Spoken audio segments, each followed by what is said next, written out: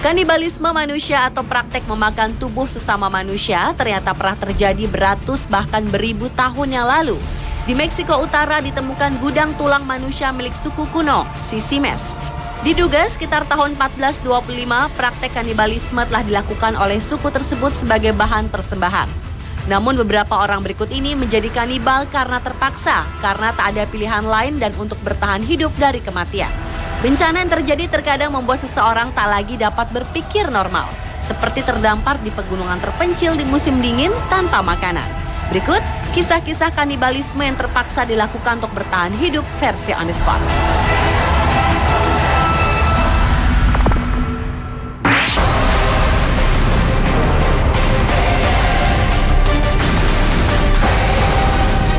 Diawali dari kisah kanibalisme yang paling terkenal dalam sejarah yang terjadi di pegunungan Chili Andes di perbatasan Argentina dan Chili pada musim dingin tahun 1972.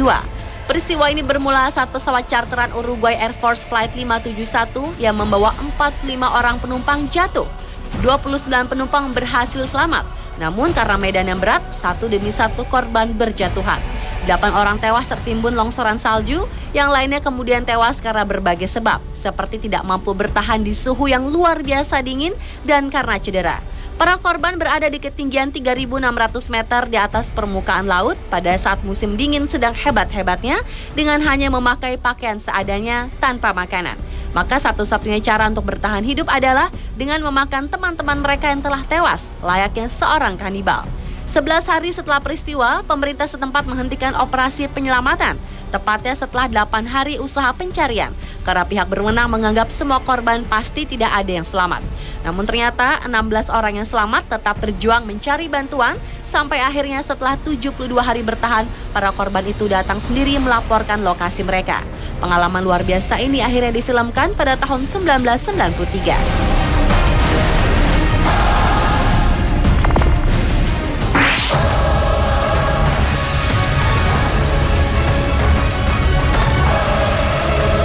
Berikutnya adalah ekspedisi yang paling disesali sepanjang masa. Peristiwa yang populer dengan sebutan ekspedisi Franklin ini adalah tentang seorang perwira angkatan laut yang sudah berpengalaman dan berkali-kali memimpin ekspedisi. Tahun 1845, atas perintah Sir John Barrow, Franklin memimpin ekspedisi dengan keyakinan akan menyelesaikan pemetaan bagian barat laut ujung Kanada dan melayari kutub utara. Ekspedisi itu sendiri dilakukan 2 kapal canggih di zamannya, yakni Erebus dan HMS Terror. Namun sayang, konon 2 kapal ini terkepung es di Selat Victoria dekat Pulau King William di Arktik, Kanada. Franklin dan 128 kru dan peneliti hilang. Nasib ekspedisi Franklin ini baru terungkap berabad-abad kemudian. Barulah pada tahun 1981, tim ilmuwan yang dipimpin Profesor Owen Beatty berhasil mengungkap beberapa hal dari temuan mereka di Pulauan Beechey dan Pulauan Raja William. Di Pulau King William ternyata menjadi kanibalisme karena kelaparan, sehingga akhirnya semua terbunuh. Sementara di Pulau Beechey, di mana beberapa awak dikubur, ditemukan bahwa mereka meninggal karena radang paru-paru dan mungkin TBC dan keracunan timah.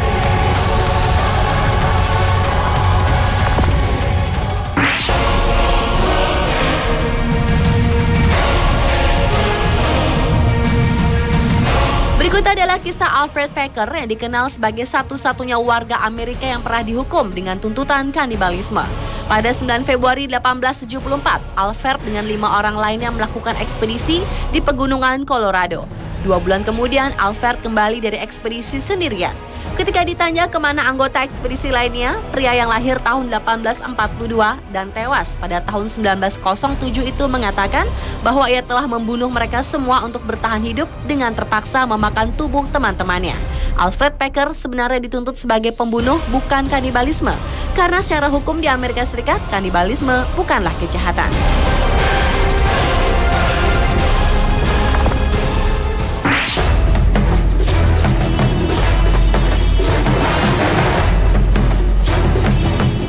Berikut adalah kisah kanibalisme yang berhubungan dengan Holocaust. Holocaust adalah genosida sistematis yang dilakukan Nazi Jerman terhadap berbagai kelompok etnis, keagamaan, bangsa, dan sekuler pada masa Perang Dunia II. Dan bangsa Yahudi di Eropa merupakan korban-korban utama dalam Holocaust yang disebut kaum Nazi sebagai penyelesaian terakhir terhadap masalah Yahudi. Konon, para tawanan perang Jerman ini dibiarkan kelaparan di kamp-kamp konsentrasi yang didirikan Jerman. Dampaknya, demi mempertahankan hidupnya, para tawanan pun saling memangsa satu sama lain. Sampai saat ini peristiwa itu masih menjadi sumber perdebatan genosida yang diciptakan Adolf Hitler ini. Konon memakan jumlah korban bangsa Yahudi mencapai 6 juta jiwa. Mereka ditembak, disiksa, dan diberi gas racun di kampung Yahudi dan kamp konsentrasi. Selain kaum Yahudi, kelompok-kelompok lain yang dianggap kaum Nazi tidak disukai adalah bangsa Polandia, Rusia, suku Slavia lainnya, penganut agama Katolik Roma, orang-orang cacat termasuk cacat mental, homoseksual, saksi Yehova, komunis, suku Gypsy, dan lawan-lawan politik.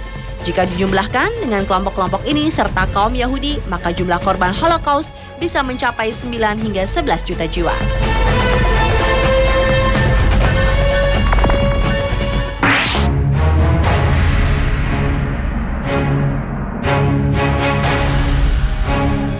Beralih ke kisah pengepungan paling lama dan paling banyak memakan korban sepanjang sejarah. Pengepungan Leningrad atau yang dikenal dengan sebutan blokade Leningrad adalah operasi militer berkepanjangan yang dilakukan oleh Jerman dan pasukan pertahanan Finlandia untuk memblokade Leningrad Rusia pada 8 September 1941. Pengepungan ini berlangsung selama 2 tahun dan menimbulkan korban sebanyak 1,5 juta jiwa. Kota Leningrad benar-benar terisolasi baik di darat maupun laut. Selama berbulan-bulan, para penduduk hanya makan dari danau yang ada di sana. Namun saat musim dingin tiba, danau menjadi beku. Hal itu membuat tentara Soviet mengalami kesulitan untuk memasok makanan, dan masyarakat pun mulai kelaparan. Untuk memenuhi kebutuhan akan makanan, para tukang roti di kota itu diperintahkan untuk membuat roti yang dicampur dengan serbuk gergaji, burung, tikus, dan makanan-makanan lain yang dalam kondisi normal tidak layak untuk dimakan. Setelah itu, praktek kanibalisme pun terjadi di seluruh kota. Sampai-sampai polisi Leningrad merasa perlu melakukan patroli anti-kanibalisme untuk mencegah kondisi makin buas dan tak terkendali. Meski begitu, kanibalisme tetap terjadi meski sembunyi-sembunyi. Diperkirakan tragedi itu menyebabkan tewasnya 1,5 juta orang. Berdasarkan catatan sejarah, ini bukan pertama kalinya rakyat Soviet melakukan kanibalisme. Sebelumnya antara tahun 1932 hingga tahun 1933 saat terjadi bencana kelaparan yang luas di Ukraina, praktek kanibalisme juga terjadi.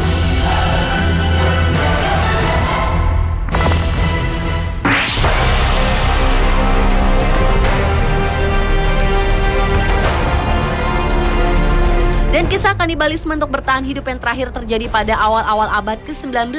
Saat itu dunia maritim memang marak dengan cerita-cerita mengerikan seputar kecelakaan. Pada tahun 1820, kapal Essex atau kapal pemburu paus mengalami kecelakaan saat paus menabrak kapal tersebut hingga karam di 3.700 km sebelah barat pantai barat Amerika Serikat. Sebanyak 21 awak berhasil menyelamatkan diri di Pulau Henderson. Mereka bertahan dengan makan ikan, burung, juga tumbuhan yang ada. Sayangnya itu hanya cukup untuk seminggu. Selanjutnya tidak ada lagi yang bisa dimakan. Mereka kemudian masih mencoba bertahan dengan meminum air senia sendiri. Namun lama-kelamaan mereka jadi saling membantai dan saling memakan tanpa mengenal teman, sahabat, bahkan saudara. Tragisnya, kapten kapal Pollard ikut memakan sepupunya yaitu Owen Covin yang sebelumnya dibantai oleh anak buahnya sendiri. Hampir setahun kemudian barulah pertolongan datang dari kapal penangkap ikan Dopin Nantucket 95. Saat itu 2 orang selamat termasuk sang kapten. Dan di tempat terpisah, kru lain berhasil diselamatkan kapal dagang India. Akhirnya sebanyak 8 orang berhasil diselamatkan dan berdasarkan pengakuan mereka berhasil bertahan hidup dengan mengkonsumsi mayat 7 temannya.